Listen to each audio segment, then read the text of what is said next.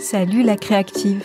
Bienvenue dans le salon de thé créatif de la Storia Mimosa pour parler communication, créativité, business, mais autrement. Parce que je suis persuadée que la communication des entrepreneurs créatifs n'est pas celle de n'importe quel business. Ce podcast va t'apporter de l'inspiration et de la motivation pour trouver ta voie. Pour t'aider dans cette quête, des créatifs de tous horizons partagent leur expérience, leurs réussites, leurs doutes et leurs échecs.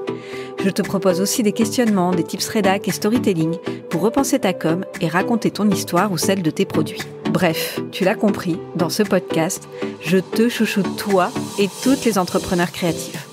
Moi, c'est Carole Fossati. Je suis éditrice, storytelleuse, rédactrice de contenu et mentor en communication. En octobre 2022, je crée la Storia Mimosa pour m'éclater en bossant sur les mots et pour aider les créatives à kiffer leur com. D'ailleurs, tu peux télécharger mon freebie. Deviens ta source d'inspiration pour 10 idées de posts fun en cliquant sur le lien en description. Et petit disclaimer, j'ai décidé ici de parler au féminin générique pour que les femmes soient vues et entendues. Mais que tu sois créateur, créatrice, quel que soit ton genre, tu es le ou la bienvenue. Maintenant que tu sais tout, installe-toi confortablement avec ta boisson chaude préférée. Et bonne écoute! Comment on crée pour des créatifs quand on est soi-même créatif? Quelle est la frontière entre sa propre créativité, son propre sens artistique et celui de l'autre créatif en face? C'est avec cette question en tête que j'ai interviewé Coralie Alejandro. Coralie est directrice artistique pour les musiciens. Et du coup, je suis super contente de pouvoir parler musique parce que c'est un sujet où d'un point de vue professionnel, je n'y connais rien. Donc Coralie va pouvoir vraiment nous expliquer quels sont tous les intervenants qui entrent en jeu quand il y a un album qui se crée, quand le musicien ou le groupe va sur scène, tous les enjeux de branding qu'il peut y avoir pour un musicien ou pour un groupe. Et que vous soyez musicien ou pas, cet épisode pourra vous intéresser parce qu'on va évidemment parler de communication, de ce qu'on peut mettre en place, de ce qu'on peut prioriser dans sa communication, de comment on peut construire à la fois sa patte artistique et commencer déjà à communiquer. Et aussi quel est l'équilibre que l'on peut trouver entre la contrainte que l'on se donne, la contrainte que peuvent nous donner des clients et sa propre créativité et la façon dont on va se servir de toutes ces contraintes. Donc vous l'avez compris, c'est un épisode où on va parler énormément de la créativité, du processus créatif, mais aussi de communication et beaucoup de musique. Allez, c'est parti pour une belle écoute créative. Bonjour Coralie, comment vas-tu? Bonjour, ça va super et toi? Très bien, merci. Est-ce que tu es bien installée pour le podcast? Je suis au top. Eh ben, c'est génial. Est-ce que tu peux te présenter? Eh ben, écoute, moi, c'est Coralie. Je viens de Nancy. J'ai eu 24 ans il y a pas longtemps. Je suis directrice artistique dans le graphisme, etc., spécialisée dans la musique puisque j'ai voulu allier mes deux passions qui sont le graphisme, donc la DA, etc., je veux dire, et la musique. Et donc, vu ton métier, moi j'avais envie de discuter avec toi sur différentes questions autour de la créativité, de la communication, de l'art et comment notamment tu arrives à gérer à la fois ton métier créatif, donc ta propre créativité, avec la créativité des groupes de musique avec lesquels tu travailles qui sont donc aussi des artistes. Donc comment tu arrives à mixer tout ça et avec en plus, au milieu de ces deux choses-là, tous les codes qui peuvent être raccrochés à certains types de musique et d'arriver quand même à faire à chaque fois quelque chose de nouveau. Donc voilà, moi c'est vraiment un univers que je ne connais pas et donc je suis hyper impatiente que tu me racontes un petit peu comment ça se passe quand on est DA pour des groupes de musique, comment est-ce qu'on travaille avec eux et comment on échange et comment on crée. Est-ce que déjà tu peux justement nous dire, quand tu commences à travailler avec un groupe, sur quoi tu interviens exactement? Alors, quand je travaille avec des groupes, ou des artistes solo, généralement, j'apprends un peu à connaître la personne. J'aime bien savoir d'où elle vient, quelle est son histoire, qu'est-ce qu'elle attend, etc. Sans parler déjà du projet en lui-même. J'ai envie de m'imprégner de la personne ou du groupe, de savoir vraiment d'où ils viennent, qu'est-ce qu'ils recherchent, etc. Après, avec mes clients, du coup, on discute des problématiques ou des demandes parce que parfois, j'ai des personnes qui arrivent en disant « Ah bah j'ai besoin d'une pochette » et là, on sait qu'on a besoin de ça. Et d'autres personnes qui disent oui, bah du coup, moi, ma communication, c'est un peu comme ci, c'est un peu comme ça. Enfin, ils viennent me démarcher des fois, mais ils savent pas vraiment pourquoi, en fait. Des fois, j'ai des personnes qui viennent me démarcher parce que eux, ils démarrent de zéro, ils aiment mon travail et ils attendent de voir qu'est-ce que moi je pourrais proposer, quoi. Donc en fait, il y a plusieurs angles entre guillemets d'attaque, je pourrais dire. Il y a soit les artistes ou les groupes qui savent ce qu'ils veulent et là, on va commencer déjà à travailler sur leur projet. Donc là, je vais m'imprégner de leur musique, je vais écouter leur musique en boucle, en boucle, en boucle. Ouais. Je veux savoir ce que eux ils attendent, quelles sont leurs influences, leurs références. Et là, on va vraiment, et ça, c'est ce qui est important pour moi, c'est de travailler avec les artistes. Après, chacun a sa méthode, voilà, de travail, mais moi, je les inclus vraiment dans tout ce qui est la création, sans non plus leur donner toutes les libertés, puisque c'est moi, on va dire, l'expert sur le domaine. Donc, s'il y a quelque chose qui pêche ou leur idée, elle fonctionne pas, je vais jamais me retenir de le dire, quoi. Mais j'aime bien les impliquer dedans et les artistes, généralement, ils donnent toujours des super conseils. Là, par exemple, samedi dernier, j'ai fait une captation vidéo dans une grande salle, enfin, oui, une salle de spectacle concert super connue à Nancy qui s'appelle l'Autre Canal. Et là, j'avais fait des petits formats vidéo pour un groupe, j'ai fait un premier retour et ils m'ont donné leur retour à eux.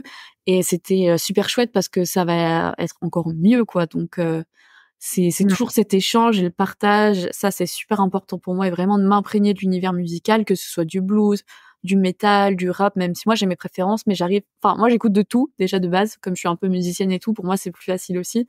J'arrive vraiment à faire le caméléon, à me plonger dans à peu près tous les univers.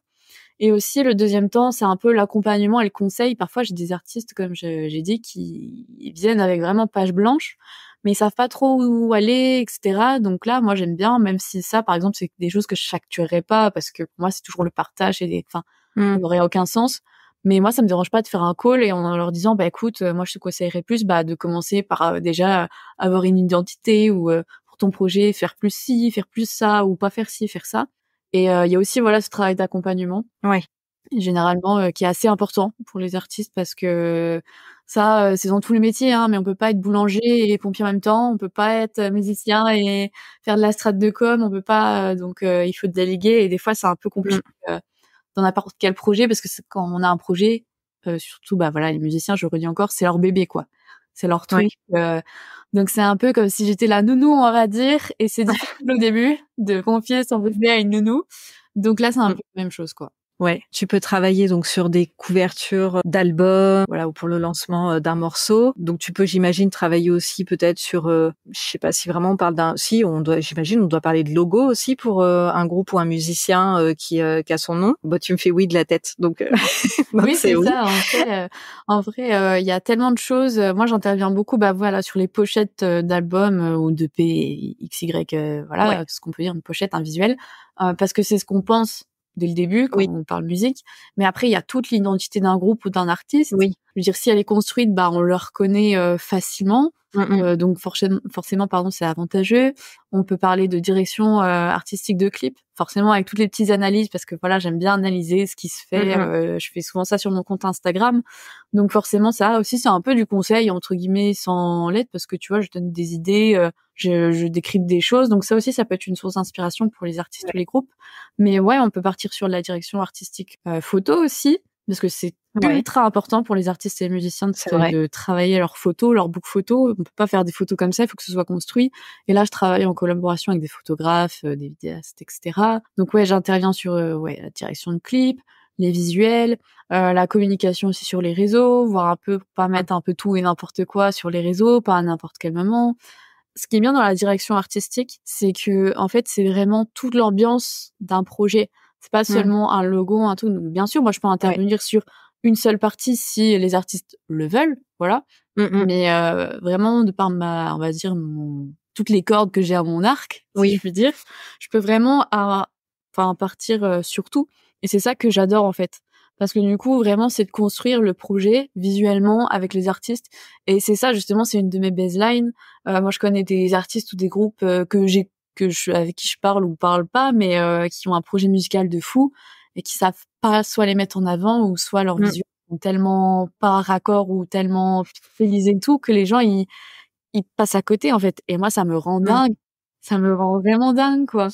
Donc ça aussi, c'est un truc qui est une belle opportunité pour moi et vraiment qui continue dans tout ce qui est la passion, le partage, c'est que je peux vraiment intervenir dans tout, quoi. Et c'est marrant que tu dises ça parce que il y a pas très longtemps, justement, je pense au contenu que je voulais partager sur les réseaux sociaux. Un des contenus que j'ai commencé à rédiger, c'est ta création ne fait pas tout. Finalement, c'est un peu ce que tu dis, c'est-à-dire que c'est vrai que, enfin voilà, qu'on soit un chanteur, un groupe, qu'on soit céramiste, qu'on soit peintre, photographe, peu importe, même si on a des œuvres qui sont hyper intéressantes, qui sont belles, qui vont parler à certaines personnes, si on ne travaille pas sur l'à côté, surtout maintenant, sur des réseaux sociaux, enfin sur des peut-être même en musique, tu me diras, il y a peut-être des choses aussi en local, sur des affiches ou des choses comme ça, pour donner envie d'aller au concert, etc. En fait, c'est presque comme si on faisait rien. C'est horrible de dire ça, mais toi, ce serait quoi tes conseils auprès du coup des artistes qui ont besoin de communiquer sur ce qu'ils créent? Ce que tu as dit, dans le sens où c'est comme s'ils faisaient quelque chose, donc leur musique, et en même temps ils font rien, parce que c'est vraiment ça. C'est les gens font de la musique, ils ont un talent dingue et c'est un truc de fou. Mais il faut savoir la communiquer. Et moi, généralement, le conseil que je donne, c'est déjà de bien s'entourer. C'est peut-être bête, hein, mais de bien s'entourer. Parce que si on fait un projet musical et qu'on est tout seul, soit en tant qu'artiste ou groupe, hein, je parle toujours, Ouais. et qu'il n'y a pas soit un peu des copains ou de la famille qui est là pour supporter, au minimum, c'est vrai que mentalement aussi, c'est compliqué quand il y a au moins pas quelques personnes qui sont là pour nous aider et tout. Donc déjà, ouais, c'est de bien s'entourer, autant amicalement que professionnellement, parce que aussi, en fait, dans la musique, il y a beaucoup d'enjeux. Je veux dire, il y a aussi des personnes, enfin des musiciens, des groupes qui font des très très beaux visuels, mais tout le reste à côté, comme c'est pas fait, bah forcément les visuels sont pas vus aussi. Par exemple, je pense à une personne qui m'inspire pas mal dans tout ce qui est, elle fait beaucoup de coaching, elle s'appelle Gills Records. Donc pour les musiciens du Grand Est, je vous invite à aller voir son compte. C'est une personne qui fait vraiment du coaching sur tout ce qui est l'accompagnement des musiciens, etc. Et elle en parle sur plein de sujets, sur tout ce qui est la SACEM, les réglementations, tout ce qui est administratif et tout. Vraiment la grosse partie lourde, compliquée des fois, enfin, sur plein de choses. Et ça, c'est super intéressant. Et en fait, c'est ça aussi la difficulté. Donc mon deuxième conseil, c'est quand on est musicien, il faut arriver donc déjà à construire son projet, mais à déléguer et à investir dans son projet, parce que vous pouvez pas être donc musicien, strat de com, faire de l'administratif tout le temps, hein, je parle, hein, des fois faire 2-3 machin, booker aussi parce que il faut tourner et ça c'est important pour les artistes. Donc pareil, si vous faites pas un minimum de dates, bah vous avez beau faire les plus beaux visuels et les gens vont pas les voir. Et à l'inverse, si vous faites plein de dates mais que vous avez des visuels catastrophiques, bah les gens ils vont plus aller vous voir, ou ils vont avoir une mauvaise image de vous. Et ça peut être aussi sur scène, parce que tout ce qui est scénographie, tout ce qui est par exemple les vidéos de fond sur scène, si vous avez des trucs complètement pixelisés ou quoi, les gens pareil, ça va c'est un peu comme une première rencontre en fait. Vous allez rencontrer les gens, en plus ils vont s'immiscer dans le projet musical, donc ça peut être intimiste un peu des fois. Et si vous claquez pas, on va dire, sur le visuel, sur tout le reste en tant que musicien, ça peut vite faire défaut. Donc mon conseil, c'est aussi, donc le troisième, c'est vraiment de prendre le temps quand on veut faire un projet musical vraiment construit, hein, parce que des fois on peut vouloir faire un groupe ou faire un projet pour le fun, et ça il y a jamais de problème. La musique, elle est pour tout le monde, elle est pour n'importe qui, n'importe quand.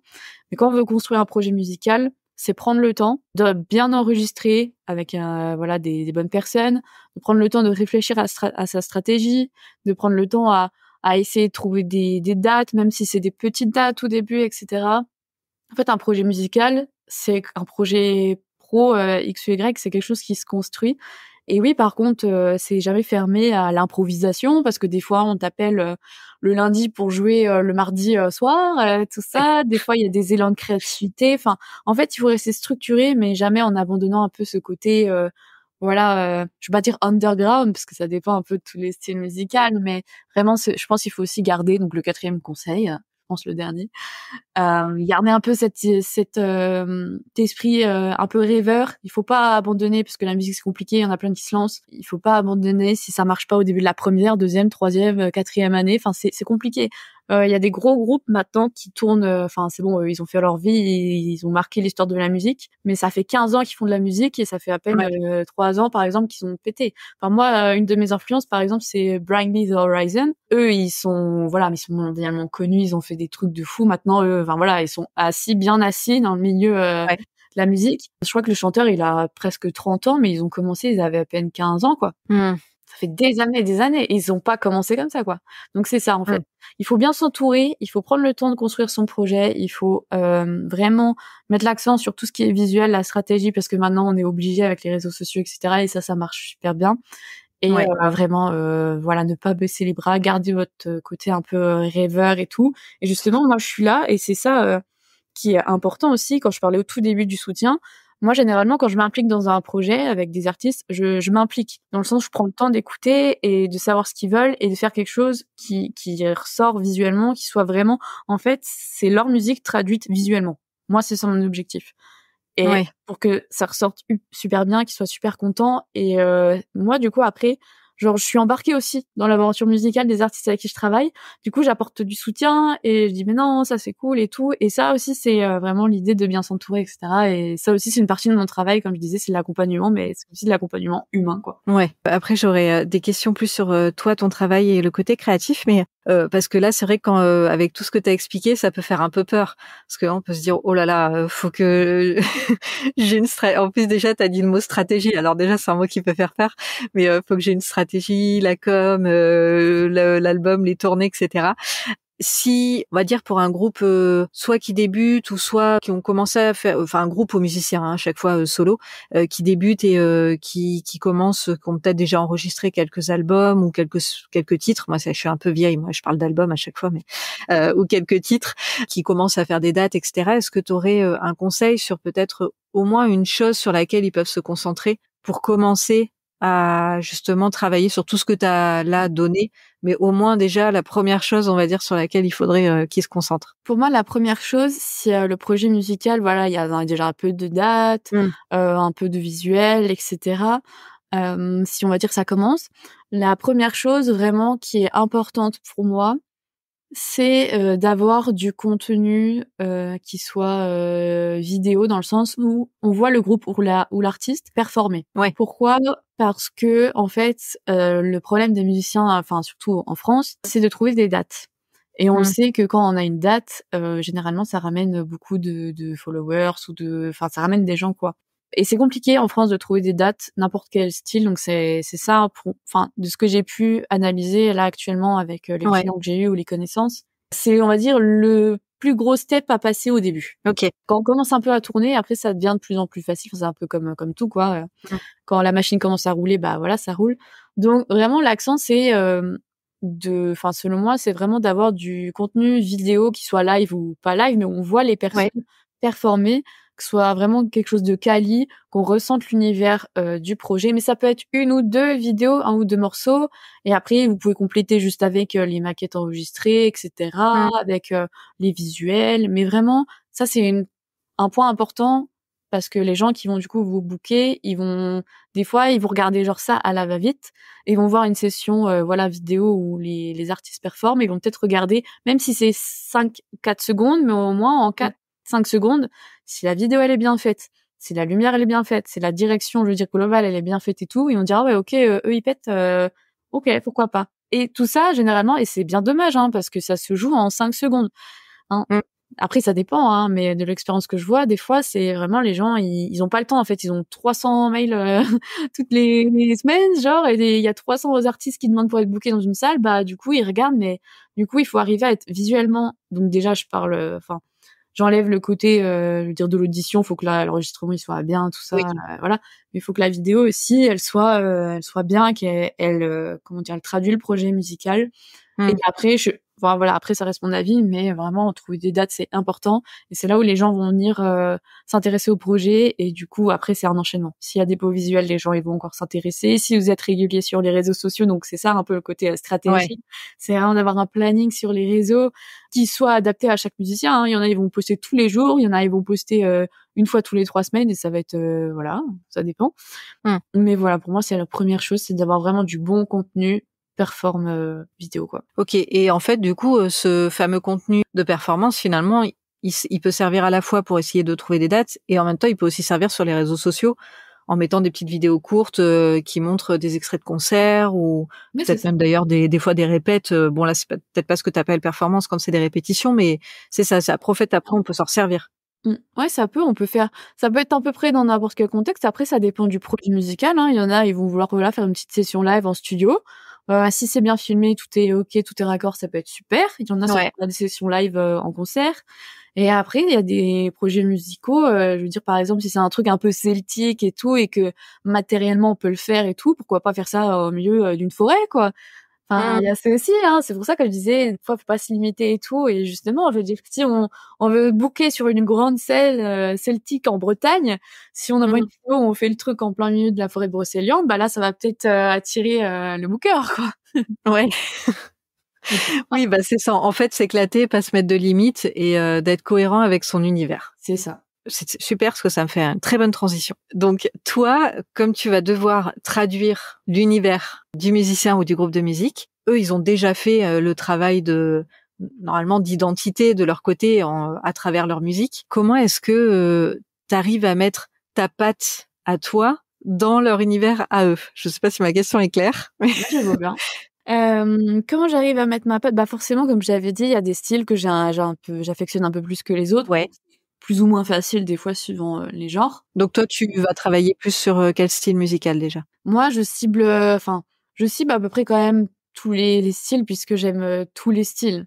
Déjà, enfin vraiment, il y a pas parce qu'on va me dire: «Bah tiens, je fais du classique», je vais pas dire: «Ah non, c'est du classique». Mmh. Si je m'intéresse au projet et que le projet me parle, bah franchement, je pourrais pas refuser. Mais on va dire que D'accord. mes styles, de prédilection, ça reste tout ce qui est dans le rock, métal. Après, Ouais. j'aime quand même beaucoup le rap aussi. Ça m'intéresse, pas mal de travailler dans tout ce qui est rap et les visuels sont toujours assez intéressants à travailler. Et après, il y a beaucoup de choses comme, le jazz ou le blues que j'aime bien, travailler aussi. Mmh. Vraiment le rock metal, c'est, mon top 1. On va dire que si je devais faire un top 1, ce serait rock metal, après tout ce qui est rap, après tout ce qui est jazz, blues. Mais du coup, en fait, quand j'ai les artistes, donc voilà, comme j'avais dit, je prends le temps de les connaître, de Ouais. parler avec eux. Et dans mon processus créatif, moi, je passe par plusieurs étapes et je le dis toujours aux artistes. Je leur dis: «Bah, écoutez, moi, je peux pas vous pondre un truc, bam, c'est bon, Oui. c'est the Tout truth». c'est bon, Ça arrive, c'est juste. ça arrive des fois ça Mmh. arrive, on sait jamais. Mais je leur dis, voilà, je vais faire une phase, de recherche que je vais partager avec vous, parce que peut-être eux, ils vont rajouter avec moi aussi. Mmh mh. Hem, donc que ce soit de la vidéo pour des pochettes, bah, par exemple, c'est juste que ça se traduira sous différentes formes. Par exemple, quand je travaille sur une pochette, cette phase de recherche et cetera, je la partage sous des planches, en gros, qu'on appelle, des mood boards, donc des planches d'ambiance où je montre plein de références et en fait, juste avec l'œil, on capte, dans quel univers ça va être. Pour ce qui est vidéo, généralement, bon, je regarde des références de vidéos et tout et je fais une V1 et je dis: «Ah, j'aimerais bien que ce soit à peu près comme ça. Est-ce que ça vous va? On change la musique, on fait ci et cetera». Mmh. Donc déjà, il y a vraiment la phase de recherche où moi j'inclus, les artistes, s'ils ont l'envie ou le temps, parce que des fois, il y en a, ils ont pas envie, ils ont pas le temps, donc voilà. Mmh. Je fais vraiment le caméléon, je m'adapte et après de cette phase de recherche, je commence à faire des V1, V2 et des fois, bah, il y a des gens, ils aiment bien les V1, V2, ça arrive et des fois, après, on va encore plus loin, enfin voilà, on fait plusieurs processus. Ouais. Après tout ça, c'est toujours, comment dire? Quantifié dans le devis, enfin je fais jamais, de surprise, Mmh mh. toujours clair et net et ça c'est important de le faire, je le dis pour tous les professionnels de n'importe quelle, profession. Toujours bien, faire les devis, bien dire qu'est-ce que je fais, qu'est-ce que je fais pas, quitte à être ultra précis, peut-être entre guillemets «pour rien», mais c'est archi important.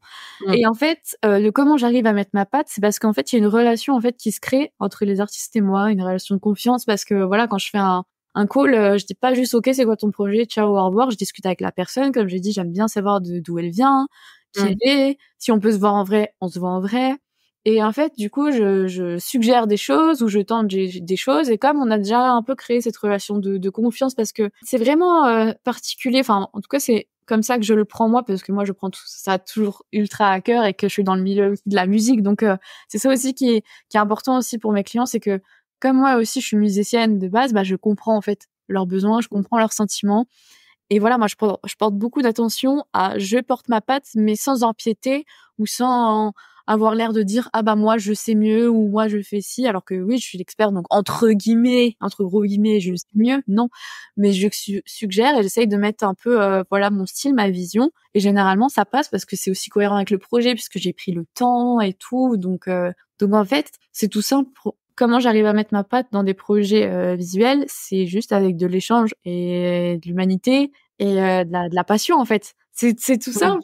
C'est juste que quand on sent que ça passe bien avec les artistes et tout, on discute, on va boire un verre, on fait des calls et tout, puis forcément du coup une relation se crée, moi je peux glisser un peu ma patte sans empiéter sur le projet de base et voilà, en fait ça se fait. Et c'est pour ça qu'après généralement quand les projets se finissent, on se quitte soit sur des très bons termes et puis la prochaine fois on se revoit, ou soit on se quitte pas et c'est trop cool. Franchement, c'est vie de rêve quoi.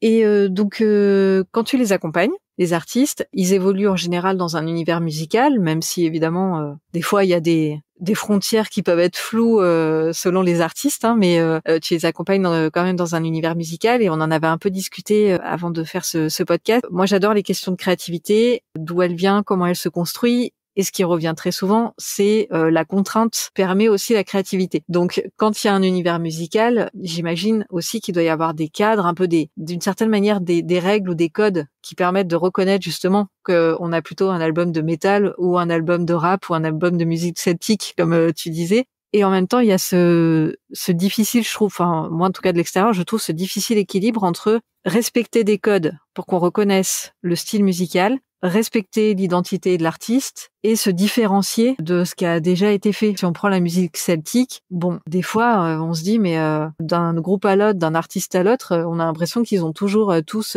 les mêmes motifs sur les pochettes, les mêmes couleurs. Donc en fait, c'est quoi la différence d'un artiste à l'autre? C'est exactement la même chose. Comment toi t'arrives à je sais pas s'il y a un comment, mais en tout cas, comment est-ce que tu vois tout ça? Comment est-ce que tu arrives à travailler ce difficile équilibre entre tous ces codes et en même temps ce besoin de se différencier? C'est vrai que la question du besoin de se différencier, pour moi, elle est assez importante quand je travaille. Après, il y a des artistes qui n'ont pas vraiment c'est vrai, il y a des gens, ils n'ont pas vraiment envie que ça se différencie de fou.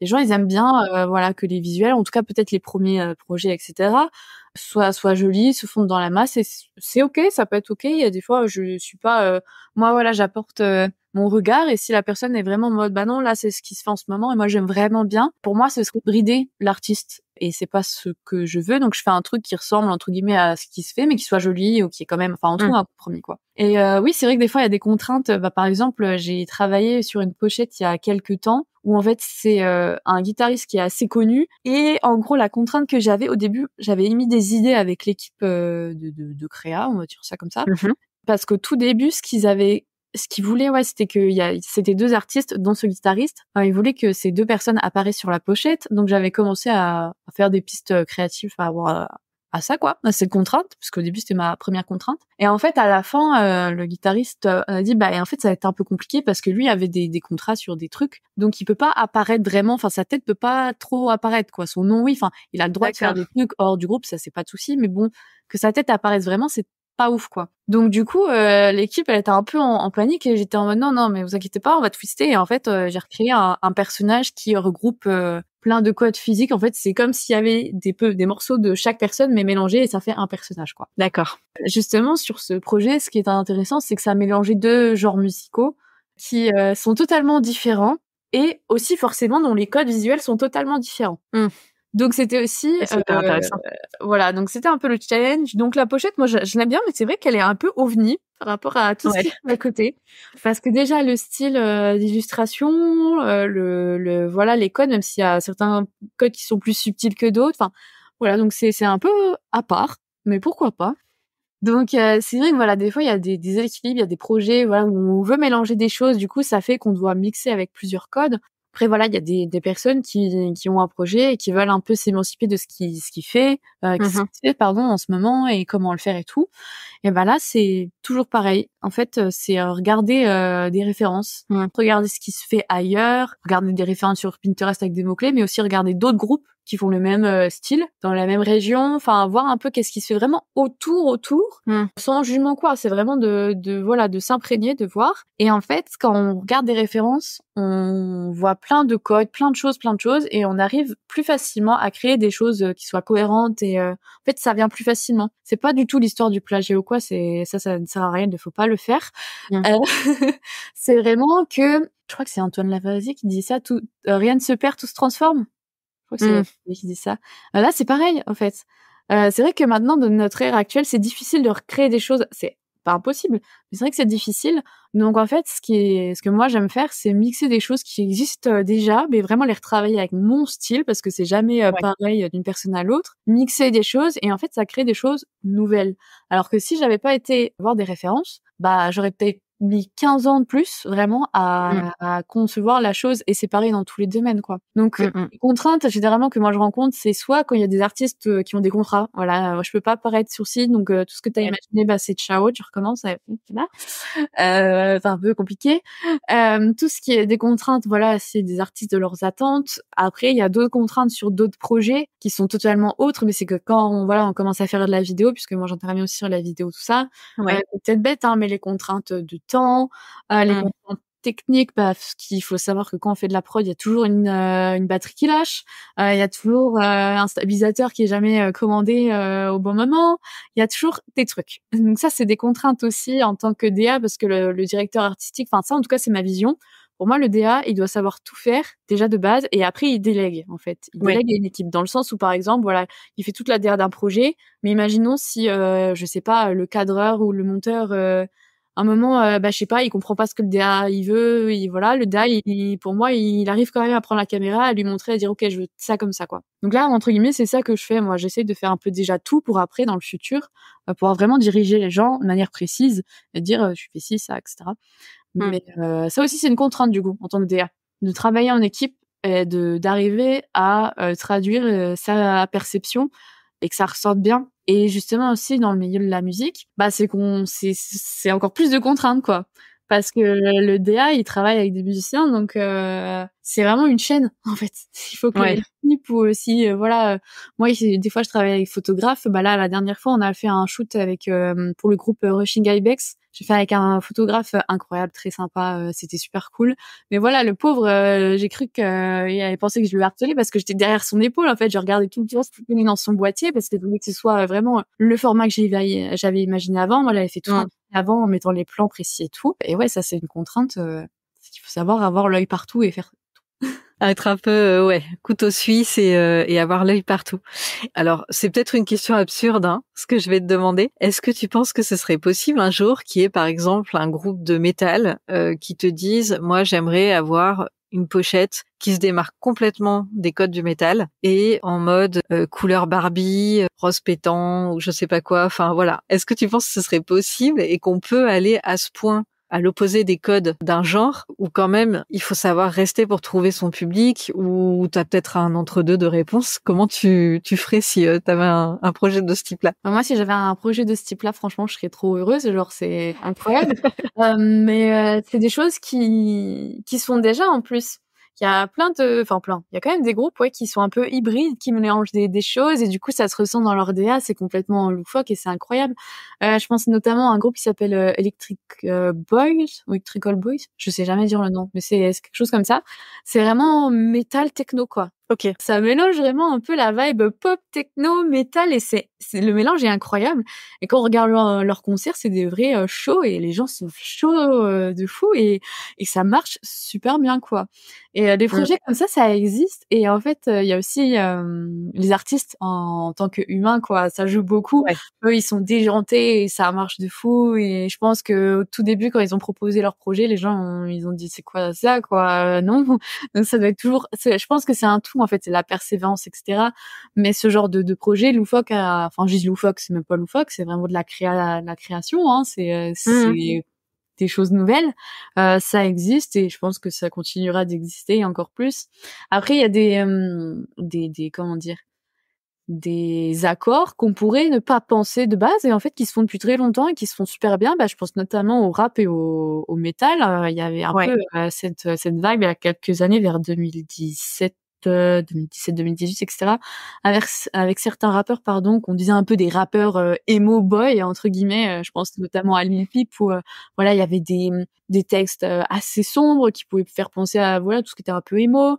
Il y avait une prod qui changeait un petit peu. Ça restait du rap et tout, mais c'était pas Mm. pareil. Et en fait, il y a des mélanges qui se font doucement et généralement le rap et le métal, franchement, ça se fait super bien. Donc moi, en tout cas, si j'avais des projets de visuels, de photos, de vidéos, de DA, d'identité, de ce genre de projet, moi, ce serait avec un grand plaisir parce que c'est toujours pareil, c'est toujours la créativité, la passion qui parle avant en fait. Et je me dirais, on y va quoi. C'est parti.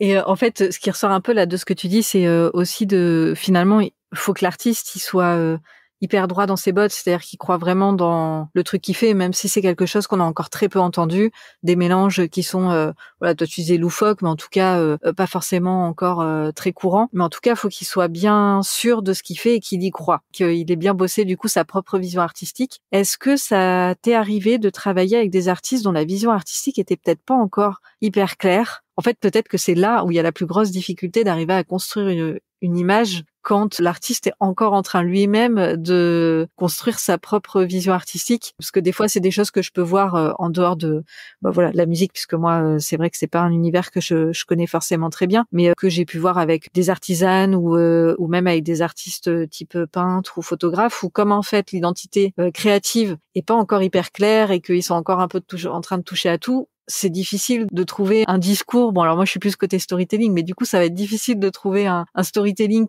qui a une cohérence parce que on sent qu'il y a encore un peu cette mouvance et un peu ce déséquilibre, on va dire. Et en même temps, c'est dommage de pas quand même communiquer sur ce qu'on fait pendant qu'on est en train de la construire, cette identité. Toi, en tant que DA, est-ce que ça t'est arrivé d'être face à des artistes comme ça qui sont en construction ou en reconstruction d'ailleurs, peut-être? Alors moi, j'ai jamais été confrontée encore pour le moment à ce genre de problématique puisque généralement quand les artistes ils viennent vraiment me démarcher, je parle voilà plus que du conseil ou autre, ils ont déjà des ambitions, ils vont déjà plus loin, on va dire. Mais j'ai déjà vu voilà traîner, je veux dire sur les réseaux, quand je dis traîner, rien de péjoratif, sur les réseaux, oui des projets, mais je pense que c'est juste c'est un peu comme nous quand on grandit en fait, quand on est enfant, on sait pas où on va et on grandit.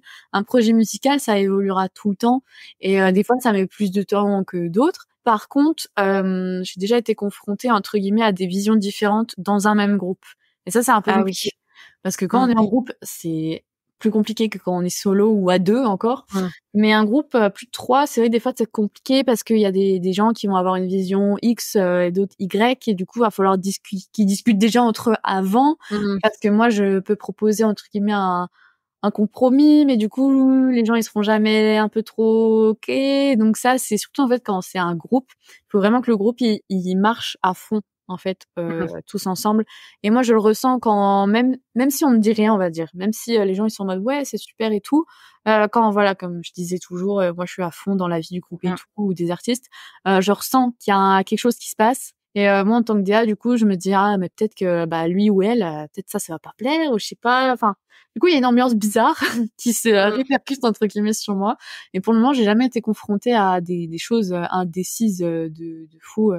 Ce que j'ai eu la dernière fois, c'est un artiste de Strasbourg qui m'a laissé carte blanche. Voilà, il m'a dit je suis dans ce style-là et tout. Si tu veux, on peut faire ça en mode voilà, tu fais un truc, tu me proposes et on verra. Et puis ça s'est super bien passé. Mec super ouvert, très gentil.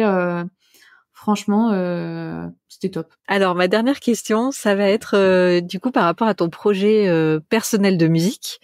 Donc puisque tu as sorti un titre très récemment et donc du coup je trouve ça hyper intéressant parce que comme tu le disais tout à l'heure t'es DA mais t'es aussi musicienne donc tu t'arrives à comprendre les musiciens et donc là du coup t'as fait double casquette où t'étais musicienne de ton propre titre et en même temps aussi DA du coup de ton propre titre. Est-ce que tu peux raconter un peu comment tout ça s'est passé pour toi, ton travail entre quand t'étais la casquette musicienne, la casquette DA, les deux en même temps ou c'était toujours séparé? Comment ça s'est passé pour toi? Ouais, c'était une aventure solo incroyable puisque j'ai fait ça pendant 3 mois et je n'avais que 3 mois pour le faire puisque j'avais gagné un concours de graphisme, etc. et j'avais eu 1 000 € sur une plateforme d'indépendants. Et quand j'ai reçu ça, pardon, au tout début, je savais pas quoi en faire. Mais entre guillemets, je savais pas quoi en faire. Dès que j'ai reçu le truc, je savais et j'avais peur parce que c'est quelque chose que j'ai jamais osé faire. Et après, je me suis dit ouais, je pourrais faire 1 000 € d'illustration comme ça à Noël, tout le monde a son illustration, voilà. J'y ai pensé, mais je me suis dit ah quand même, c'est la chance de ta vie et tout. Et justement, je me suis dit quand même, en plus, t'as les capacités de te faire toi-même tes visuels, tes machins, XY, tout ce que tu veux. fais-le. Donc, j'ai pris ce temps-là. Donc, entre guillemets, à l'époque, je travaillais encore ailleurs à côté de mon freelance, parce que maintenant, je peux Ouais. en vivre intégralement. Mais au début, je travaillais encore en tant que vendeuse dans ma ville. Donc, je travaillais là-bas. Le soir, je rentrais, je travaillais sur ça. En même temps, je faisais aussi mon freelance. Enfin, c'était n'importe quoi. Et, et en fait, c'était un peu la double casquette, mais je me suis au tout début vraiment focus sur tout ce qui était musique. Ouais. Voilà, j'ai la compo, tout ça, les enregistrements, etc. Et après, quand le gros du travail de ça était passé, je me suis mis sur la partie créa, puisque mon titre Dagger, il a voilà une signification, il est lié à un tatouage que j'ai. Je me suis dit, il faut absolument que ce tatouage il ressorte dans la pochette, quoi. Justement, quand on dit jouer avec les codes, mon morceau, c'est un peu plus du metalcore, donc ce qui se fait en ce moment, un peu je sais pas comment je pourrais décrire ça, mais à part citer des références comme Bring Me the Horizon ou Spirit Box, etc., etc. Et moi, il y a un autre style que j'aime beaucoup, c'est tout ce qui est voilà le métal comme Linkin Park, Deftones, enfin les vieux groupes, j'aime beaucoup ça et j'aime beaucoup les codes qu'ils ont qui sont quand même différents de cet autre type de métal qui est le metalcore. En fait, j'ai voulu jouer sur ça parce que de toute façon, c'est mon projet, donc je fais ce que je veux. Oui. Et du coup, en fait, ma pochette, elle fait très, voilà, très Deftones, un peu cette ambiance-là, un peu, comment dire, abstraite parce que je trouve, enfin, après c'est mon morceau, donc quand j'ai écrit les paroles, je sais, moi, pour moi, ça m'a l'air évident ce que je raconte, peut-être pas pour les autres, mais je trouve que voilà, le morceau est assez évident dans ce qu'il raconte, donc je voulais faire une pochette un peu plus abstraite. Du coup, après avoir enregistré tout ça, je m'étais vraiment focus sur tout ce qui était visuel, la communication, enfin, je veux dire, le teaser de ça, je l'avais préparé, ça faisait un mois, non, 2 mois que je bassinais tout le monde avec ça, les gens, ils étaient fous. Mais ça, moi, j'ai pu le faire en même temps, donc c'était super. Après, là, du coup, je suis en train de préparer un petit clip pour ce morceau-là, qui sortira dans octobre. Donc ça, pareil, je le fais autour de le temps que j'ai, quoi, avec mes autres projets. Et ouais, et franchement, c'était balancé entre la musique et vraiment la créa visuelle, mais j'ai vraiment fait en deux parties, on va dire, parce que si je faisais tout en même temps, je sais que j'allais me noyer. Déjà, c'était vraiment un défi de faire ça solo, puisque personne ne savait que je faisais ça. Vraiment, j'ai out ça à tout le monde. Genre, je veux dire, même mes proches ne savaient pas. Mais entre guillemets, c'est un point fort aussi, comme je disais au début, d'être musicienne déjà de base. Quand je dis de base, parce que je faisais du piano quand j'étais enfant, j'ai vécu dans une famille de musiciens, donc voilà. Parce que quand mes clients ils viennent me parler, en fait je les comprends. Je les comprends parce que comme eux en fait. Donc ça c'est assez important, je veux dire dans mon travail et puis ils le ressentent et c'est pour ça que ça peut-être que ça marche aussi bien parce que je les comprends. Quand ils me parlent des compos, quand ils me parlent je sais pas des enregistrements, quand ils disent des termes techniques ou quoi, en fait je comprends quoi. Ils sont en mode d'accord, non, je fais pas juste de la com, du graphisme, de la DA. Je les comprends vraiment parce que je suis aussi dans le milieu et c'est pour ça je pense que tout ça imbrique super bien quoi. Et ouais, en fait, ces doubles casquettes, au final, c'était vraiment cool parce que c'est moi qui fais tout, donc j'ai pas besoin d'attendre des délais, d'envoyer le mail et tout, puisque j'ai moi-même mes trucs. Puis si je veux changer au dernier moment, je peux le faire. Donc ça, franchement, c'était un petit luxe. Et puis ça va être pareil pour la suite, puisque j'ai 2 autres titres qui vont sortir bientôt. Donc là, pareil, je vais faire petite pochette, un petit clip. J'aimerais bien faire pareil des petites sessions live. Donc pareil, je filme, je monte, tout ça. Donc ça, c'est sympa de pouvoir faire tout toute seule. Moi, c'est ce que j'aime en fait, c'est faire plein de trucs solo, même si on va dire je le fais et je me dis c'est nul entre guillemets, mais au moins je l'aurais fait et puis du coup de ce que j'ai fait de nul, je vais le transformer en mieux parce que j'aurais déjà fait la patte et ça c'est archi important pour tout le monde, ça c'est de faites les choses et puis si vous vous rendez compte que c'est pas aussi bien que vous pensiez, en fait vous avez sorti le truc de votre tête, donc forcément vous savez ce qui va pas et là vous pouvez améliorer et c'est toujours mieux quoi. Et ça c'est très très important aussi dans le métier. Ouais, ça je pense que c'est bien que tu le dises en effet, parce qu'on veut toujours avoir le truc super bien dès le départ, mais en fait c'est rare que ce soit possible. Donc déjà de mettre un truc sur le papier, sur l'écran, sur l'appareil photo, sur peu importe le support qu'on utilise, mais en tout cas de le lancer et puis après en effet de le retravailler derrière. Je trouve que c'est vrai, t'as raison. De toute façon, on mettra la référence de ta musique, on mettra un lien pour ceux qui sont curieux et qui veulent aller écouter. Moi j'ai écouté, j'ai trouvé ça top. Donc voilà, allez écouter ça. Et du coup, dis-nous aussi où on peut te retrouver. Alors, vous pouvez me retrouver donc vraiment surtout sur Instagram. Alors là, c'est là où je partage le plus parce que j'adore ce média. Voilà, c'est aussi qui est important, c'est de partager les choses sur des médias que vous aimez. Si vous adorez Facebook, foncez sur Facebook, ne laissez pas les autres à côté, mais voilà, amusez-vous sur les médias que vous voulez. Et moi, c'est Instagram où souvent, je partage des projets, je fais des analyses graphiques musique où j'aime bien prendre des petits clips ou des groupes et puis je fais des focus sur des choses qui sont intéressantes et tout, et ça c'est cool. On peut me retrouver du coup sur Facebook aussi. J'ai une page Facebook. J'ai un site internet coralie.alejandro.fr qu'il faut que je mette à jour bientôt. Mais tout ça, de toute façon, c'est disponible sur mon lien Linktree qui est sur ma bio Instagram, qui est dans mon Facebook. On peut aussi me retrouver sur LinkedIn. Je pense que c'est les principaux. Ok, super. On mettra tous les liens dans la bio de l'épisode. Écoute, je te remercie en tout cas de ce partage parce que moi c'était vraiment un univers que je connaissais très mal. J'ai l'impression que c'est pas un univers sur lequel on parle beaucoup, la musique, alors qu'il y a beaucoup de choses à faire. Ouais, c'est vrai que graphiquement, visuellement parlant, c'est des choses qu'on parle pas énormément alors qu'on voit tout le temps et qui se passent plein de choses. Il y a plein de réals, plein de gens qui travaillent dans ce milieu, qui sont des gens de l'ombre. Rien que par exemple, quand vous allez à un concert, dites-vous qu'il y a quelqu'un tout le long qui va gérer les lumières. Il y a quelqu'un tout le long qui va gérer le son. C'est une équipe de prod de fou. Et il y a des gens bien des heures avant que le concert se fasse, qui ont prévu, toi, tu vas te mettre là, tu vas faire ci, tu vas porter ça, nanana. Tout ça, c'est du travail de l'ombre mais il y a tellement de choses à dire, tellement de choses à voir. C'est passionnant. Ouais, merci en tout cas déjà d'avoir partagé tout ça parce que en fait c'est vrai que ça permet de se rendre compte que la musique c'est un milieu où il y a énormément de personnes qui interviennent. C'est ultra complet, donc c'était hyper intéressant que tu nous partages tout ça et ça enrichira de toute façon tous les créatifs qui nous écoutent, même s'ils sont pas dans la musique. Ça pourra donner des idées pour appliquer ce que tu as dit à d'autres créations. Donc je pense que c'était vraiment intéressant. Écoute, je te remercie. Merci à toi. Et je te souhaite une excellente journée. Merci à toi aussi. Bisous. Ciao. Si tu es encore là, c'est que tu as aimé l'épisode. Un grand merci. Pour soutenir le podcast et toutes les entrepreneurs créatifs qui y passent, tu peux laisser un commentaire.